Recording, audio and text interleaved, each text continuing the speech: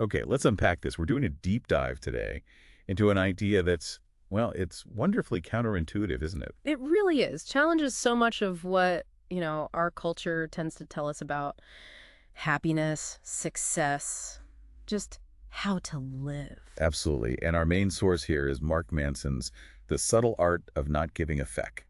We'll pull excerpts from that mostly. Yeah, there's a brief mention of another source, but Manson's book is definitely the main focus for this exploration. Right. And our goal really is to pull out the most important nuggets here.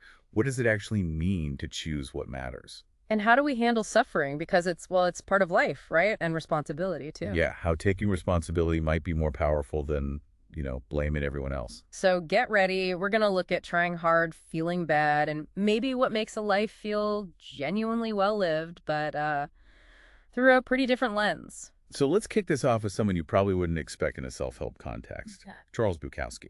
Huh. Yeah, the source describes him pretty vividly. Alcoholic, gambler, womanizer, a lout. Not exactly the poster child for positive thinking. Definitely not. And his life, for decades, was just, well, a mess. Failure, self-hatred, stuck in that post office job. And this went on until he was 50. 50 years old. Imagine that. And then, almost out of nowhere, this small publisher takes a chance on him, offers him a tiny stipend to write full-time. And his response, his life is miserable. This is his shot, right? He writes back, and the quote is great, something like, I have one of two choices, stay in the post office and go crazy, or stay out here and play at writer and star. I decided to starve. Wow, just like that. Decided to starve. And he did it. Signed the contract, wrote his first novel, Post Office, in like 3 weeks. Dedicated to nobody. Classic Bukowski. And he became successful. Published books, poetry, got famous. So you'd think the lesson's the usual one, right? Oh yeah, the classic American narrative. Grit, determination, never give up, believe in yourself. He tried hard, he won. But, and this is the twist, on his tombstone, it reads, don't try. Don't try. That's the first big counterintuitive point Manson makes. Bukowski's success maybe didn't come from trying to be great or successful or, anything other than what he was. He knew he was a mess, a loser, in his own words. And he didn't hide it. He didn't try to pretty it up. Exactly. Manson argues his genius was that brutal honesty. He accepted his flaws, wrote about them unflinchingly. He wasn't trying to be someone else. He just was. And think about how different that is from the constant barrage we get today. Oh, totally. Advertising, social media, it's always be more, achieve more, buy more. Constant pressure to give a fuck about everything. It's the latest phone, the perfect vacation photo, what everyone else thinks. And all that pressure, it feeds right into what Manson calls the feedback loop from hell. Oh, this one hits home. It's that sneaky brain trick, right? You feel anxious about something. Totally normal. Happens to everyone. But then you start thinking, oh no, why am I anxious? I shouldn't be anxious. And boom, now you're anxious about being anxious. You've just doubled down on the anxiety. Or, you get angry about something, then you get angry at yourself for getting angry. And then you hate yourself for getting angry about being angry. It just keeps layering. It's that weird human thing, isn't it? We have thoughts about our thoughts. Like you might think about watching some silly TV show and your next thought is, wow, I'm such a loser for wanting to watch that. Right. And the source points out that modern life, especially social media where everyone looks like they're having a fucking grand old time, makes it worse. Yeah, it breeds this idea that negative feelings, anxiety, fear, guilt, sadness are just like fundamentally not okay. You're supposed to be happy and crushing it 24/7. So we end up feeling bad about feeling bad, guilty for feeling guilty, angry about getting angry, constantly thinking, what is wrong with me? And this is where not giving a fuck becomes, well, useful. It's the off switch for that loop. It's basically saying, okay, yeah, I feel like crap right now. So what? Who cares? It stops the self-judgment for having the feeling. Like, the source mentions, Camus, you'll never find happiness if you're constantly searching for what happiness is. You'll never live if you're only looking for the meaning of life. It's that don't try idea again. Stop chasing it so hard. And it comes down to capacity, right? Yeah. You only have so many fucks to give. You can't care intensely about everything. Exactly. If you just sprinkle your fucks everywhere, on every little annoyance, every comment section, every trend, you're going to run out. You'll end up depleted, caring about stuff that doesn't matter, and yeah, feeling pretty well fucked. So this subtle art isn't about apathy then. It's not about just not caring, full stop. No, not at all. That's a big misunderstanding. It's about learning to focus, prioritizing. Choosing what you do give a fuck about. Mm-hmm. Consciously. Mm-hmm. Based on, like, your actual values. Which, the source is quick to point out, is really hard. It's a lifelong struggle refining those values and sticking to them. And this leads to subtlety, #2 in the book. To not give a fuck about minor hassles or even major adversity, you first need to give a fuck about something more important. Yeah, the example used is the elderly woman in the grocery store screaming her head off at the cashier over a 30-cent coupon. Why? Why get so worked up over 30 cents? Well, the suggestion is maybe that 30 cents is all she feels she has left to care about. Maybe her life lacks bigger, more meaningful things to give a fuck about. So all that caring energy gets channeled into coupon. Right. It shows how, if we don't choose our battles, our fucks get assigned to trivial things by default. We end up caring intensely about stuff that doesn't deserve it. And this ties into maturity, maybe. As you get older, you go through stuff. Yeah, you realize a lot of the things you freaked out about when you were younger, those rejections, those failures, they didn't actually matter that much in the long run. Or maybe they even turned out for the best. And you realize how little people actually notice the superficial stuff anyway. So maturity becomes about selectivity. You only give your limited fucks to things that are truly fuckworthy. I love that phrase. Reminds me of that quote from The Wire the book uses. Oh, yeah. That's what you get for giving a fuck when it wasn't your turn to give a fuck. Perfect. And maybe that explains why sometimes older people seem happier simplifying things, focusing on family, close friends. Maybe their golf swing. Right. They've pruned away the non-essential fucks. Maybe Bukowski's Don't Try was really about don't try to care about all the bullshit. Yeah, maybe.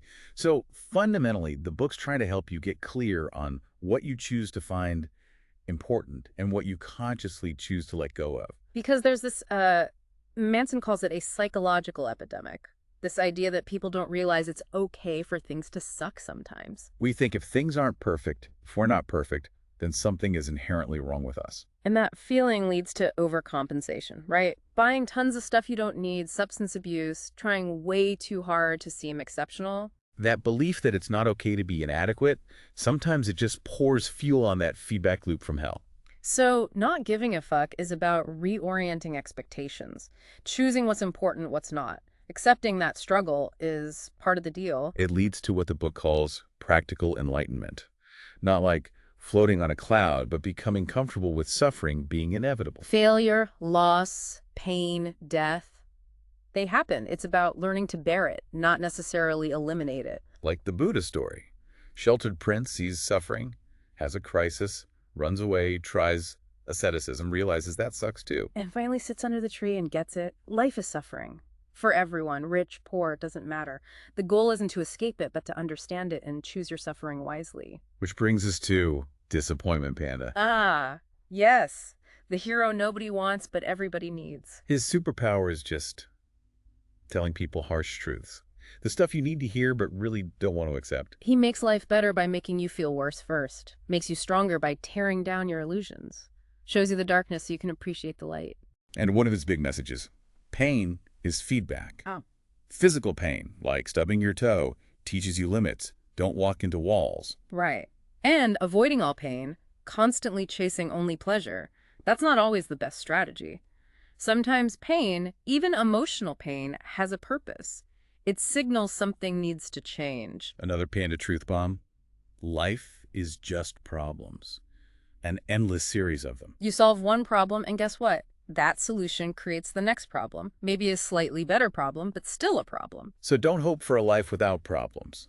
Hope for a life full of good problems. Problems you actually, maybe, kind of want to solve. Because happiness, the source argues, isn't the absence of problems, it's the act of solving them. It's an activity, a process. If you avoid problems, or you feel like you have problems you just can't solve, that's when you feel miserable. The secret sauce is in the solving. Which is the opposite of, victim mentality. Blaming everyone else feels good for a second, right? It's an escape. Quick hit of righteousness. Yeah. But it leaves you powerless, Or angry, helpless, stuck. Because solving problems is hard work. It often feels bad in the moment. But blaming is easy. Denying is easy. They just don't lead anywhere good. And emotional pain works the same way. Feeling lonely. That sadness is feedback, pushing you to connect. Negative emotions are a call to action. Positive emotions are the reward for taking the right action. But crucially, emotions are just signals, signposts. not commandments. You don't have to obey every feeling. And if you just repress the negative ones, you're shutting off the feedback system. You're ignoring the signals telling you what problems need solving. Pain serves a purpose. Then there's that other really tough idea. Everything good comes with a built-in sacrifice. Yeah, the person you marry is also the person you'll argue with. The job you love has aspects you'll hate. The house you buy needs repairs. What makes us feel good will also inevitably make us feel bad sometimes. Gain implies loss. You can't have one without the other, not really. And we fight that, don't we? We want the perfect relationship with no conflict, the perfect job with no stress. We want ultimate happiness with zero suffering. But the source says that's just not how it works. Happiness requires struggle. It grows from solving problems. Fulfillment comes from choosing your struggles, managing them, not trying to avoid them altogether. So it circles back to that question. What pain are you willing to sustain? What struggle do you choose? That's the question that really gets to the heart of who you are and what you value. And this connects directly to the difference between wanting the result and wanting the struggle. The author shares his own story about wanting to be a musician. Right. He loved the idea of being a rock star. The image, the applause, being on stage, the result. But he didn't love the process, the endless practice, finding gigs, dealing with logistics, broken equipment, hauling amps at 2 a.m. He didn't love the actual day-to-day struggle of being a working musician. So he quit. And his point is, he didn't fail because he quit. He failed, or rather, he never truly started, because he didn't actually love the struggle itself. It's such a key insight. What defines you isn't your dreams or goals as much as what you're willing to struggle for. People who enjoy the physical grind run marathons. People who maybe enjoy the political maneuvering climb the corporate ladder. It's not just about willpower. It's about finding a struggle you can actually embrace, maybe even enjoy on some level. Your struggles determine your successes. You solve problems, you get happiness, and you usually get slightly upgraded, more interesting problems. It's a cycle. Now, this connects to entitlement, values, and how we measure things. There's this character, Jimmy. Oh yeah, the delusional startup guy. All talk, no substance, smokes pot all day, lives off people, but walks around with this massive, unearned confidence. Calls anyone who questions him a hater. Now this ties into the critique of the self-esteem movement, right? Where feeling good about yourself is the goal. Manson flips it. He says true self-worth isn't measured by how good you feel about your positive traits. It's measured by how you feel about your negative ones. Can you look at them honestly? Jimmy couldn't. He hid from his flaws, his lack of action. That made him weak, fragile, despite the bluster. Entitlement, then, is that feeling that you deserve good things without actually earning them. It creates this bubble where reality gets distorted to prop up your sense of superiority. It's a defense mechanism, not real confidence. And true self-worth comes from being able to say, yeah, okay, I procrastinate sometimes, or yeah, I can be kind of arrogant, and then actually doing something about it. Entitled people can't even admit the problem exists, so improvement is impossible. The author connects this to his own past, his family issues leading to insecurity around intimacy. Right. And that pain led to a kind of entitlement in relationships, overcompensating by chasing women, seeking validation, because he felt inadequate deep down. The idea is that deeper pain often fuels more entitlement as a coping strategy.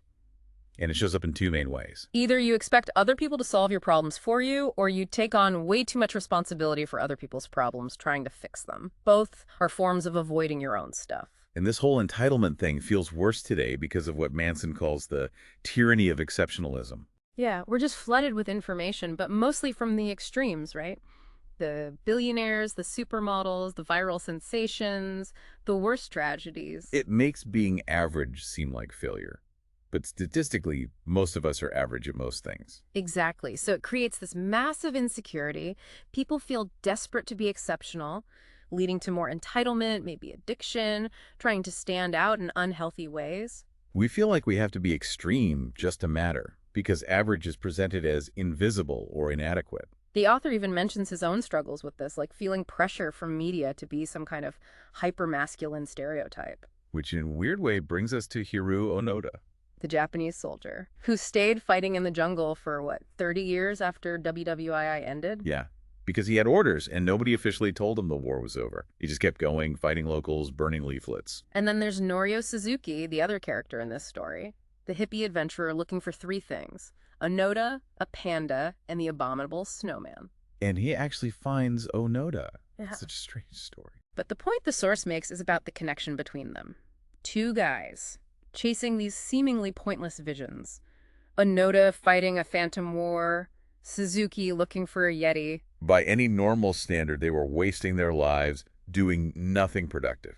But they found meaning in that chosen struggle. They dedicated themselves completely. Onoda apparently regretted nothing. Suzuki probably wouldn't have either. They found value in their quest, however strange. And this ties into how we measure our lives, the difference between values and metrics. Right. The author uses his relationship with his brother. The value is having a good relationship. But his metric became how often they talked on the phone. So if they didn't talk for a while, the metric made him feel like he was failing at the value, even if the underlying respect and trust were still strong. It was a poor metric for the actual value. Compare that to Dave Mustaine from Megadeth. After getting kicked out of Metallica, his values seemed to be more successful than Metallica. Driven by the pain of rejection. Exactly. So even though Megadeth was hugely successful, by his metric comparing himself to Metallica, he often felt like a failure. That poor value, based on pain, created awful problems for him. Now contrast that with Pete Best, the original Beatles drummer, kicked out right before they hit big. He went through absolute hell, depression, tried to kill himself, just devastating. But eventually his values shifted. He met his wife, had kids, focused on family, a simpler life. Rock stardom wasn't the ultimate value anymore. He started measuring his life differently by his marriage, his kids, playing drums locally, and by those metrics aligned with his new values, he found genuine happiness. Probably more than he would have touring with the Beatles, dealing with all that craziness. So Mustaine had a poor value, got awful problems, felt like a failure despite external success. Best changed his values, got better problems, and found happiness. It really highlights the point. Poor values mean giving fucks about things that make life worse. Better values mean giving fucks about things that improve life, and happiness becomes a side effect. Self-improvement isn't about feeling good all the time. It's about choosing better values. Better fucks, better problems, better life. And a classic poor value the book mentions, always needing to be right. Ooh, that's a tough one. Because our brains are just wrong a lot of the time. Biased, make assumptions, misjudge things constantly. So if your core value is, I must be right, you're setting yourself up for misery and conflict. Embracing the possibility of being wrong, actively seeking out how you might be wrong about your beliefs, your feelings, that's crucial for growth. And this leads into a really important distinction the book makes. Responsibility versus fault. Okay, yeah, this one's key.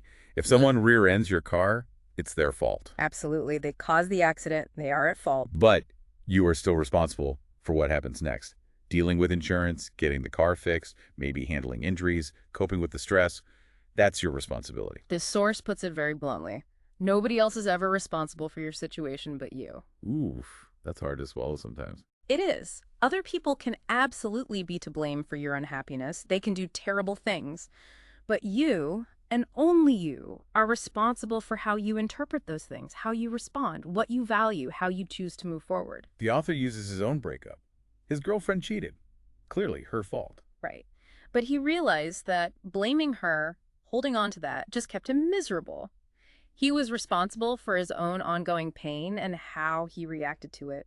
It wasn't until he shifted his focus and took responsibility for his own emotions, his own healing, that things started to change. And even later, he took it a step further.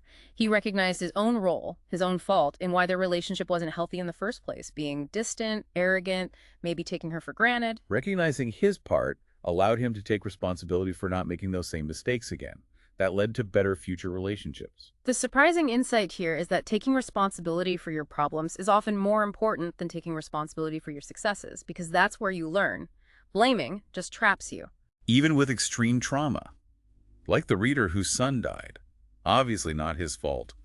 Utterly tragic. But he was still responsible for how he chose to live with that pain. Choosing to simply want his son back, understandable as it is, kept him locked in a particular kind of suffering.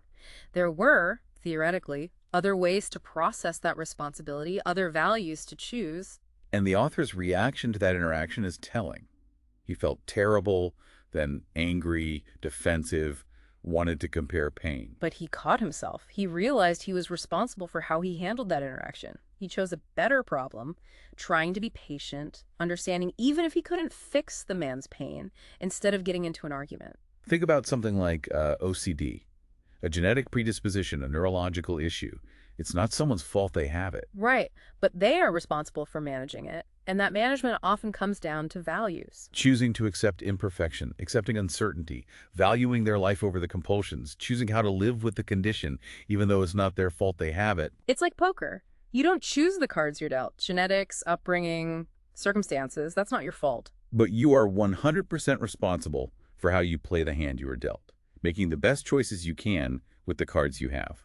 That's how you win in the long run, regardless of the initial deal. Even people who are genuine victims of terrible things still face that responsibility. Okay, this happened, it wasn't fair, it wasn't my fault. Now what choices do I make moving forward? Which contrasts sharply with what the source calls victimhood chic.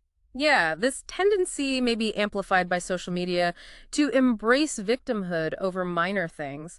That confusion between fault and responsibility lets people pass the buck, blame others constantly. And it gives this little dopamine hit, right? Feeling morally righteous, getting attention, sympathy, outrage porn, as some call it. But the problem is, it distracts from real victims who genuinely need help and support, and it becomes this addictive cycle of seeking offense. Like that quote, outrage feels good, but it devours us from the inside out. It's ultimately a poor value, a poor choice of where to place your fucks. And making better choices requires letting go of certainty.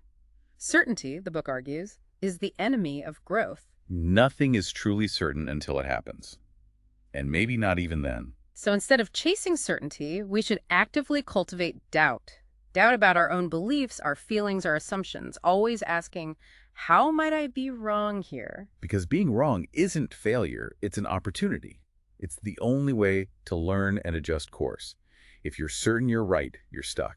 We don't even really know what counts as a positive or negative experience in the grand scheme of things, do we? Often the hardest times are the ones that teach us the most. So the advice is pretty radical. Trust yourself less. Question your motives, question your interpretations.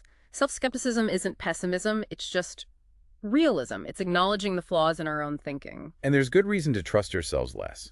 Our brains are, frankly, unreliable narrators. That experiment where people push buttons and get random points. Yeah. They immediately start inventing complex patterns and rules that aren't there, convinced they've figured it out, ignoring evidence that they're wrong. We crave meaning even if we have to invent it. Our brains are constantly making mistakes, forgetting details, misinterpreting events, and once we form a belief or a narrative, we cling to it. We filter evidence, even revise memories, to fit what we already think. Memory isn't like a video recording, it's more like telling a story that changes slightly with each retelling, often biased to make us look better or confirm our existing values. That explains those tragic cases, like Meredith's story of supposedly recovered memories of abuse. A troubled past, suggestive therapy, flawed research. It created a narrative that explained her pain but wasn't true, leading to false accusations. Or Erin, the self-help addict. She lived the mantras positivity, persistence, but her certainty about her own specialness made her delusional, manipulative, entitled. She couldn't see her own flaws because she was so sure she was exceptional. Uncertainty, admitting I don't know or maybe I'm wrong, is the foundation for progress. Assuming your values are perfect leads to dogma and prevents you from solving your own problems because you can't see your role in them. Think about the party guy example. He couldn't change because he was so certain that being the life of the party was who he was. We defend our identities, even when they don't serve us. Change requires being willing to question that identity, to change how you see yourself. And letting go of the need to be special or unique, uniquely talented, uniquely suffering, is actually freeing. Defining yourself more simply, more ordinarily, takes off so much pressure, it lets you give up that burden of entitlement. Like Aristotle said, the mark of an educated mind is entertaining a thought without accepting it. Being able to examine your values without feeling threatened is key. Remember the guy protesting his sister's wedding? The question he should have asked was, what if I'm wrong about this? Asking that simple question often reveals the underlying insecurity or entitlement driving the behavior. He assumed he knew best for her. The litmus test. Would being wrong create a better problem or a worse one? Option A. Blow up the family, damage the relationship based on his certainty. Option B. Question his judgment, trust his sister, accept the outcome. Option B is harder, requires humility. But it leads to better problems, maybe mild discomfort versus a family feud. He chose A because admitting he might be wrong hurt his ego too much. It often comes down to this. If it feels like you against the world, chances are it's actually you against yourself. And that internal struggle often involves failure. But failure isn't the end, right? The source says it's the path forward. Yeah, sometimes hitting rock bottom, like the author did after college broke, no job, roommate disappears, can be a weird kind of gift. How so? Because the thing you fear most later in life, total failure, has already happened. When you have nothing left to lose, failure loses its sting. Trying something new, what's the worst that can happen? You end up broke again. Okay, you've been there, done that. It lowers the stakes for taking risks. Hmm. His value then wasn't money, it was autonomy, freedom. Exactly. So failing at his internet business attempts was less scary than succeeding at a job where he felt trapped. For him, the real failure would have been not trying to pursue his own thing, because that violated his core value. It's like Picasso. His value wasn't become famous or sell paintings. It was something deeper, like honest expression. An endless value. You can always strive for honest expression. You can't complete it like you can complete a goal. That's why he kept working, kept evolving, stayed vital. Pain is also part of this growth process. Real psychological growth often comes after intense pain or crisis. It forces you to reevaluate everything. Trying to avoid that pain means avoiding the potential for that deeper growth. That makes sense of those VCR questions the book talks about, like, how do I quit my job? Or how do I ask her out? The action seems simple from the outside, just do it. But from the inside, it feels impossible because of the anticipated pain, the pain of disappointing people, the pain of rejection, the pain of conflict. The author's dating VCR question, how do you just walk up and talk to someone? His feeling that people wouldn't want to talk to him became his reality. He couldn't see the simple possibility because the fear felt so real. Which leads to that brilliant inversion of the usual motivation advice. We think it's inspiration, motivation, action. Wait for the muse, feel pumped up, then do the thing. But Manson suggests inspiration as motivation. If you're stuck, just do something, anything, a tiny step. And that action creates a reaction, maybe a small success, maybe just movement. And that can spark inspiration, which then builds motivation. Don't wait to feel motivated. Act your way into motivation. The author learned this contrast between breadth and depth through travel, too. Visited tons of countries, chased new experiences. Living the dream, right. Sort of. But he realized it felt shallow, diminishing returns. Those superficial highs didn't compare to the depth his friends were building by staying put, committing to relationships, careers, homes. He had this interesting experience in Russia, in St. Petersburg. The bluntness, the lack of fake pleasantries. Yeah, it was jarring but also liberating. Honesty without ulterior motives. Accepting rejection as normal. It was a kind of freedom he hadn't known. And this ties into the idea that true appreciation requires confinement. Depth comes from commitment. Investing decades in one relationship, one skill, one community. That requires rejecting alternatives. You can't have infinite breadth and profound depth. Choosing one value means saying no to others. Choosing marriage means saying no to being single and playing the field. Healthy choices require rejection. And being comfortable saying no and hearing no is crucial for healthy boundaries. Boundaries are about clarifying responsibility. Whose problem is this? Healthy relationships have clear boundaries. Toxic ones have blurry lines where people either avoid their own responsibility or take on too much of others. Leads to codependency, drama. That victim-saver dynamic feeds on blurry boundaries. They find healthy people with clear boundaries boring because there's no drama to feed off. And rebuilding trust after it's broken. It requires the breaker admitting the values that led to the breach, and then a long, consistent track record of better behavior. It takes time, and it's going to suck during that time. We also struggle with the paradox of choice today. Having more options often makes us less satisfied with the choice we make. We're always wondering, what if? That anxiety about finding the perfect option keeps us from committing, keeps us unhappy. Avoiding commitment seems like freedom, but it denies the rewards of depth. Depth requires staying put, digging in. The author found that committing to writing, to one relationship, to a smaller circle, felt surprisingly liberating. Rejecting the trivial allowed him to focus, removed FOMO, led to more meaningful results. Commitment creates its own kind of freedom. Okay, finally, the big one, death. The thing we least want to think about. Yeah, it terrifies us. We avoid it. But the argument here is that death is actually what gives life meaning. It's the backdrop, the contrast that makes everything else matter. Without it, why would anything be valuable? Ernest Becker wrote about this. Our terror of death drives us to create what he called immortality projects, ways to feel like we'll live on after we die. Our legacy, our kids, our career, our impact, our values. These are ways we try to achieve symbolic immortality. Their failure feels like a kind of psychological death. So we're constantly giving fucks, often driven by this deep, unconscious fear of death, trying to build these projects to distract ourselves. But maybe truly not giving a fuck, in the deepest sense, means embracing our impermanence, accepting death. That actually reduces entitlement, paradoxically. Becker realized on his deathbed that the immortality projects themselves were the problem. The goal isn't to deny death, but to get comfortable with it. Question the conceptual self that wants to live forever. Then you can choose your values freely, authentically, not just as a defense against mortality. The author's story about standing on the cliff at the Cape of Good Hope, that visceral confrontation with his own possible end. Terrifying, but also clarifying, exhilarating even. Because in that moment, facing mortality, all the superficial values just evaporate. Money, status, being right, impressing people, it all seems utterly pointless. Death forces the really important question. What is your legacy? What actually matters? How will your brief time here make any difference? And our culture gets greatness wrong, doesn't it? Confuses it with fame, attention, wealth. But the source offers this really beautiful idea. You are already great right now. Not because of external achievements, but because you exist. Because in the face of all this confusion and suffering and the certainty of death, you still choose. You choose what to care about, what values to live by. That simple, difficult act of choosing, of navigating life with intention, that makes you beautiful, successful, worthy. Regardless of your bank account or follower count. Even Bukowski, starving in writing, was great in that sense. He chose his struggle. Brings back that Bukowski quote. We're all going to die. What a circus. That alone should make us love each other, but it doesn't. We are terrorized and flattened by life's trivialities. We are eaten up by nothing. And the author mentions his friend Josh's death as a profound teacher. Facing that loss, that finality. It led to this realization. If there's no ultimate cosmic reason to do anything, then there's also no reason not to do anything. No reason to let fear or embarrassment or shame stop you. Avoiding pain, avoiding risk, avoiding rejection.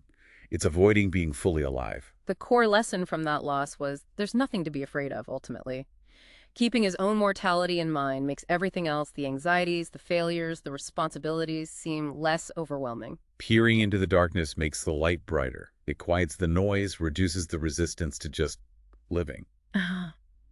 Wow. Okay, so this deep dive, it's really taken us on quite a ride, hasn't it? For sure. From a poet's weird tombstone, through all these psychological loops and ideas about values. Right up to the edge of a cliff, thinking about death. And we've seen how maybe chasing happiness directly, avoiding pain at all costs, clinging to certainty, how that can actually trap us. Yeah, keep us stuck in anxiety, entitlement, that feedback loop from hell. But the flip side is embracing the struggle, taking radical responsibility, questioning ourselves, even facing mortality.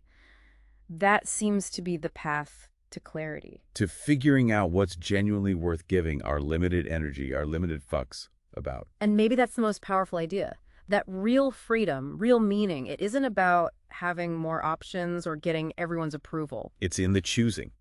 Deliberately committing to something, accepting the struggle that comes with it, and just accepting reality, who we are, the time we have. It's a tough path, but maybe the only one that leads somewhere truly meaningful. So as you, our listener, kind of digest all this, what stands out most to you? What struggles are you choosing, consciously or unconsciously? And maybe, based on this, what are you deciding to stop giving a fuck about so you have more energy for what really counts? Lots to think about. Keep exploring what truly matters to you.